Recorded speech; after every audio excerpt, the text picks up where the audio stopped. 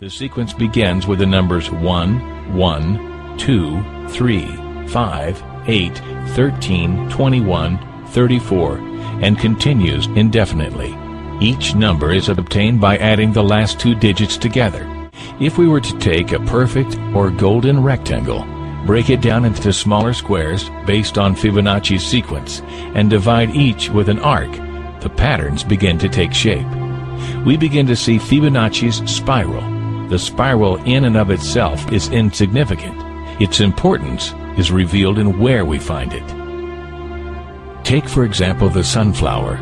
The display of its florets are in perfect spirals of 55, 34, and 21, the sequence of Fibonacci. The fruitlets of the pineapple create the same spiral based on the sequence. The pine cone does the same.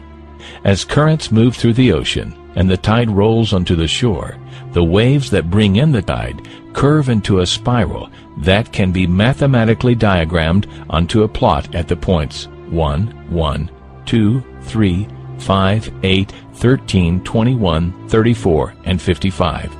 Buds on trees, sand dollars, starfish, petals on flowers, and especially the nautilus shell are formed with this exact same blueprint. With each segment of growth, the nautilus adds to itself one more value on Fibonacci's scale. This blueprint can be seen around us on a small scale every day, but the greatest example of all is directly above our heads. At an average of 100,000 light years across, even the spiral of the galaxies above us are formed with the exact design that the tiny shell is formed. This sequence or blueprint appears to be the trademark of a designer, a proof of a creator.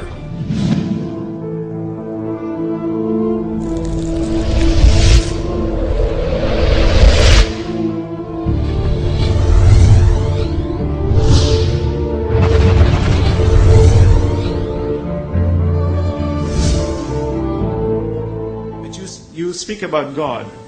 We call Allah God. What is Allah? Allah, from the Islamic perspective, means the God, the absolute, indivisible God. The Holy Quran says, "Qul huwa Allahu ahad." Say God is unique, one. Allahu samad. God is independent. Nothing depends. He depends on nothing. Everything depends on Him. Lam yalid. He does not beget, nor is He begotten, nor is He born. This absolute God has no frame of reference. Frame of reference implies something that is bound within time, matter, and space.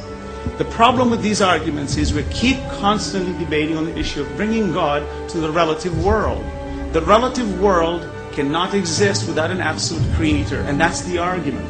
You keep arguing on the issue of God in the relative sense. God is not transient.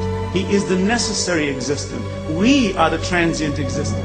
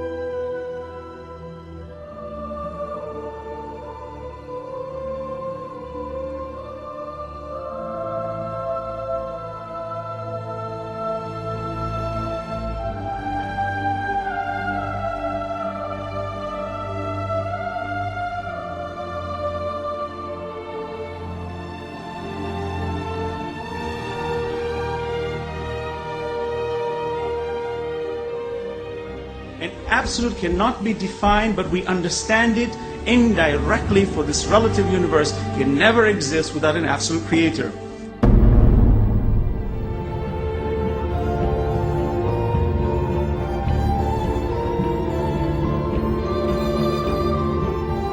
Holy Prophet Muhammad is made to say, قُلْ هُوَ اللَّهُ أَحَدٌ. Say, He is God, the one and only.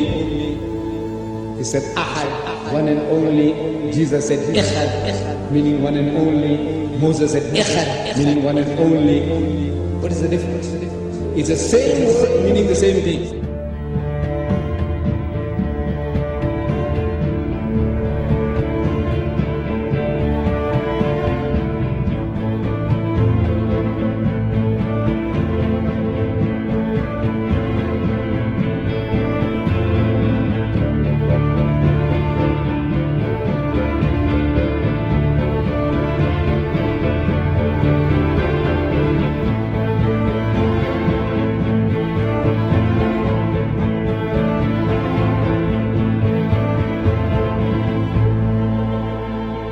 Muhammad could not have known these facts about human development in the 7th century because most of them were not discovered until the 20th century. Muslims and others are justified in concluding that these facts could only have been revealed to Muhammad by the one who knows all about us, not only about how we developed, but how we live and function. The unity of these three faiths consists in the unity of God. You see, in the fundamentals of the teachings of Moses, Jesus, and Muhammad, there is not an iota of difference.